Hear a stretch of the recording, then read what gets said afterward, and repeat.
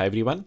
This video's goal is to understand the difference between Axios and Fetch. These are two popular ways to hit a backend server and get back response from there. For example, we have our sum server that we've used many times now that gives you a randomly generated list of to-dos anytime you hit this specific endpoint. The way to hit this endpoint until now, we've seen only one way, which is using fetch, that both the browser and Node.js natively provides you. What do I mean when I say natively? I mean, if I click on inspect here and go to the console, if I type fetch, it shows me fetch exists as a function. I can actually call fetch, pass in the URL and get back the response. We have seen this syntax a few times. I will show this very soon here as well. Similarly, if I go to my terminal and type node, and you can try the same on your side if you have node installed. If I type fetch, it says fetch is an asynchronous function that you can call. The same is not true for Axios. If I type Axios, it says Axios is undefined. Same is true here in the browser as well. The reason for this is Axios is an external library that really smart people have written to make it easy to send HTTP requests, because the syntax of fetch is a little weird and there are a few other extra things that Axios provides you and like a few libraries written on top of it. Other than the cleaner syntax, Axios provides you 5 different things that are sort of good to have in your project. This is why the popular way to send backend requests is Axios and not fetch. Let's write some code. This is a empty Node.js REPL. You can create one on your side. The way to do that is this. Go to replit.com, sign up or sign in, click on create REPL, select Node.js here and create this REPL. This basically is a playground for you to write some Node.js code, where we will be writing some code to see the difference between Axios and fetch. First thing, let's write some code to hit this endpoint and get back the number of to-dos that exist. All right. What do I have to do? Write a function. Let's call it main, which when called needs to log the number of to-dos that exist. The way to do that using fetch is send a fetch request, which returns a promise. What does fetch return you? It returns a promise, which is why you can either use this syntax dot then response,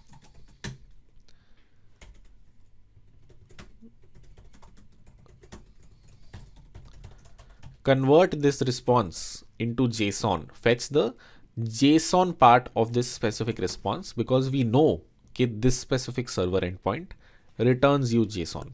If we thought this returned us something else, we would have called this different function right here. For example, something like response.text and awaited on it. Why did we have to await on it? Because response.json, converting this response that fetch got into JSON is an asynchronous function. Why? Just how the maintainers have written it, unfortunately. Should it be asynchronous? Probably not. It's just parsing out some text and converting it into JSON. So ideally shouldn't be asynchronous.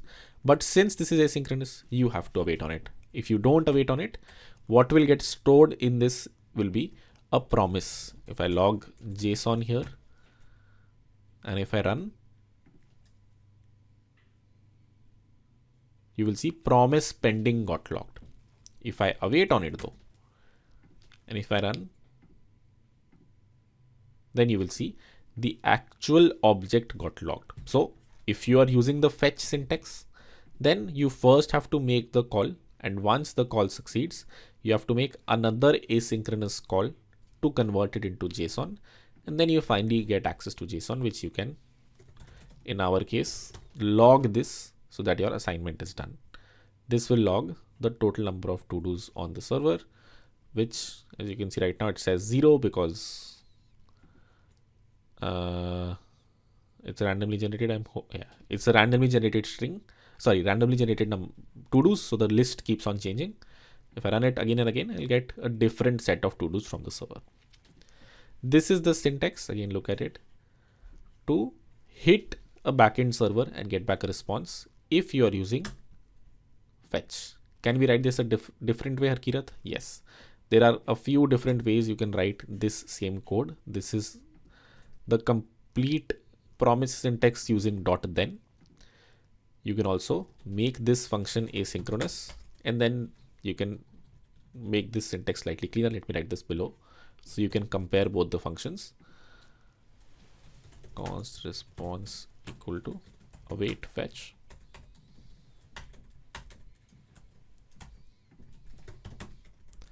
This function and this function both do the same thing. They both send out a fetch request, get back a response, convert it into JSON, and log the number of to-dos on the server. Same thing happening here and here. If I comment this out and run it, you will see again one got logged, and then the same number will get logged based on how many to-dos you got back from the server.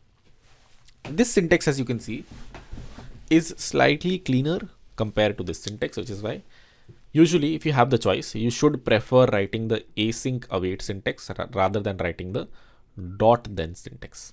All right. This is a great start.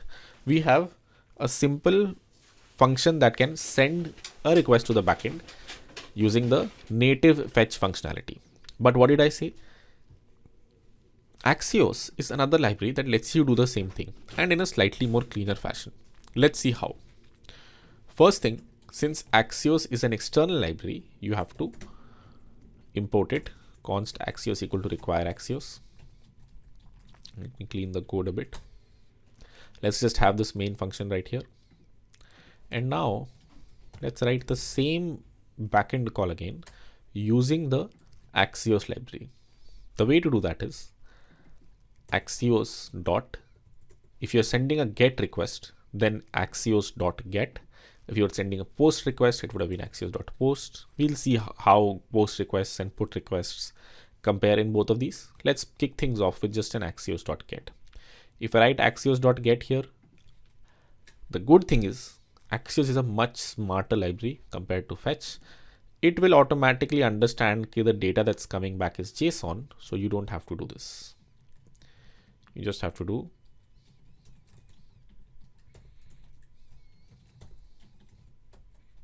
this. Whenever you're using Axios, you will get access to the final thing here in response.data. Where did you get access to the final thing here? You got it by awaiting on a function. You awaited on response.json and then you got back the final JSON data. But Axios makes it much more cleaner, as you can see. You, in a single line of code, are able to send the request, get back the response, and then response.data has your final JSON data. You do not have to do this extra step that you have to do here in fetch. This is just how the maintainers of Axios have sort of taken away the pain of, doing two calls, because if you know the data that's coming back is JSON, Axios can itself understand and parse it and return you the final data in response.data, right? This is the big difference between fetch and Axios, which is how the syntax is written. Axios gives you 10 different things, which we'll see very soon. But the very first difference between both of them is the syntax and how clean the syntax of Axios is compared to that of fetch. So if I run it now, it's first installing Axios, as you can see, npm install Axios. And then once it is installed, it is able to send the same request, get back the same response. Try to compare both of them.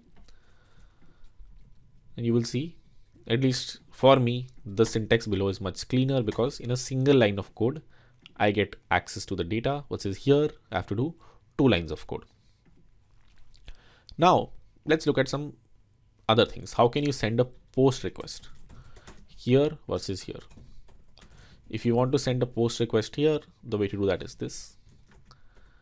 You send in a second argument here, and the method you set as post. Get is the thing that's present there by default. If you want to make it post or put, this is how you change the method. How do you do the same thing here? Rather than doing axios.get, you can do axios.post or axios.put or axios.delete. Whatever is the request type that you want to send. The way to specify it here is this. The way to specify it here is this Axios dot, just make that specific function call. So let's find an endpoint that we can hit. Post endpoint example. Let's see if we can find a good post endpoint.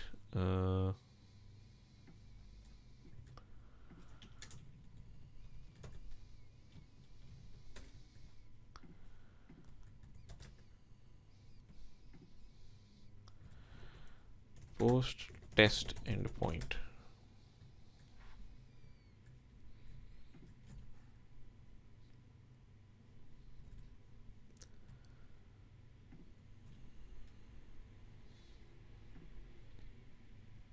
There you go. Seems like TopTal has one. If I send a get request here, it returns me something. I'm assuming the same happens for a post request.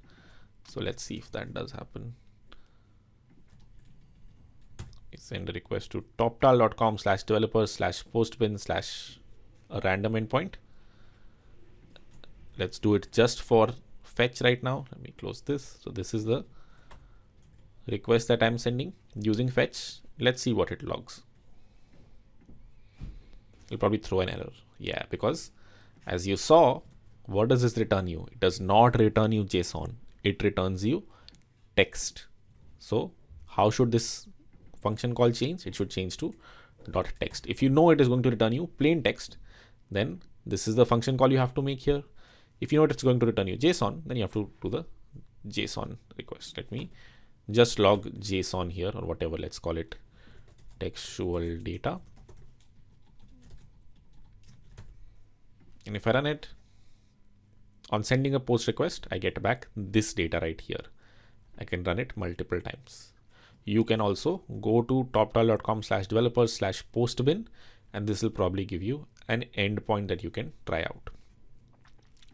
Now let's try the same thing here.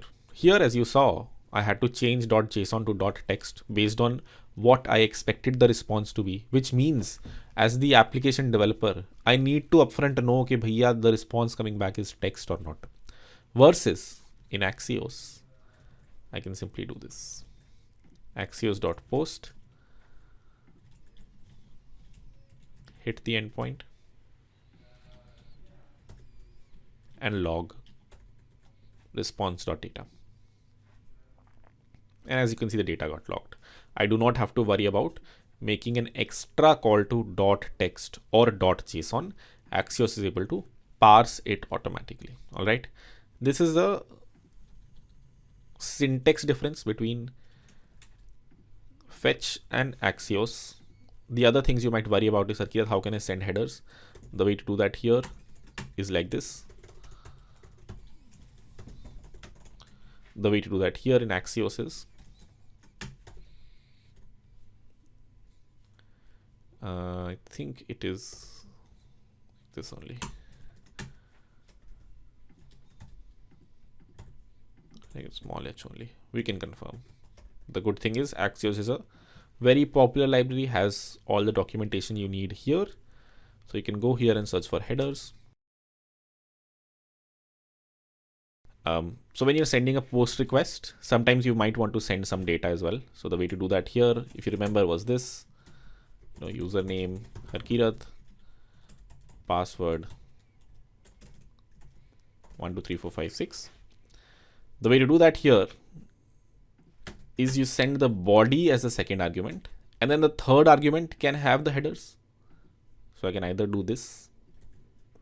Okay, by the body that I'm sending, username is this, password is this, and the third object can have the headers. Written too much here, so let's try to log all of this. Let's try to create a quick HTTP server and then see if we are actually able to, hit that HTTP server. Does this header actually reach the HTTP server? Does this body actually reach the HTTP server? And these are the only high level things that you need in a library. You need to know how to change request method, which we know can be done by here. .post, .get, .delete, send body, which, as I said, can be the second argument here, and then send headers, which is the headers key in the third object here. All right. Let's try to log this though and actually see if this hits the server. So I'm assuming this works, but we don't have a real endpoint to test, whether or not username password is actually reaching the backend, whether or not headers are actually reaching the backend. So let's, there are a few ways to do it, by the way. You can also always search for request HTTP dump. There you go.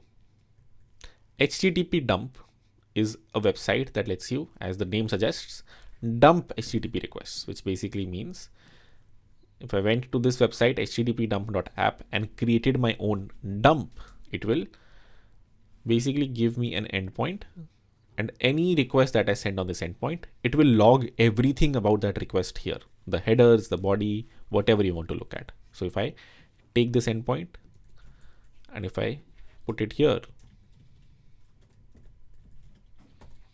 and if I run this,